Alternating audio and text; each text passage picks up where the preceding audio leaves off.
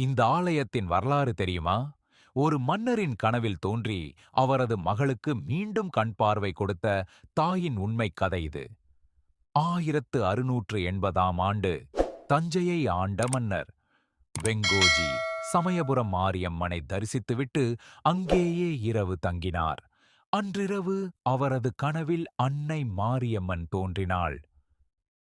"தஞ்சைக்கு அருகே உள்ள புன்னை மரக்காட்டில் நான் புற்றுருவில் அருள்பாலிக்கிறேன். அங்கு வந்து என்னை தரிசி" என்று கூறி மறைந்தாள். மறுநாள் மன்னர் அந்த இடத்தை தேடி சென்றார். அங்கு ஒரு புனிதமான புற்றைக் கண்ட அவர் ஒரு கூரை கொட்டகை அமைத்து மக்கள் வழிபட ஏற்பாடு செய்தார். அந்த இடத்திற்கு புன்னை நல்லூர் என்று பெயரிட்டார். காலம் கடந்தது. வெங்கோஜி மன்னருக்குப் பிறகு அவரது மகன் துலஜ ராஜா அரியணை ஏறினார். ஒரு நாள் அவரது மகளுக்கு கொடிய அம்மை நோய் ஏற்பட்டது. எவ்வளவு வைத்தியம் பார்த்தும் நோய் குறையவில்லை. இறுதியில் அந்த சிறுமியின் பார்வையே பறிபோனது. வேதனையில் துடித்த மன்னரின் கனவில் ஒரு சிறுமி தோன்றினாள்.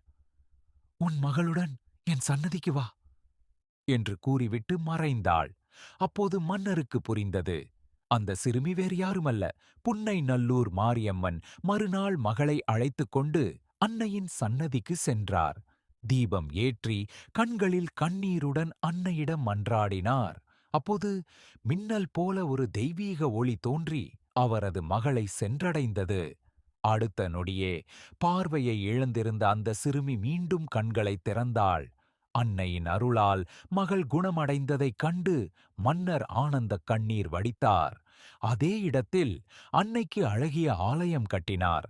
பின்னர் மகான் சதாசிவ பிரம்மேந்திரரின் அவர்களின் உதவியுடன் அம்மனுக்கு தெய்வீக வடிவம் அமைத்து ஸ்ரீ சக்கர பிரதிஷ்டையும் செய்தார். இன்றும் ஆயிரக்கணக்கான பக்தர்களின் வேண்டுதல்களை நிறைவேற்றி அருள்பாலிக்கிறாள். அம்மன் அருளைப் பெற ஓம் சக்தி பராசக்தி என்று கமெண்டில் பதிவிடுங்கள்.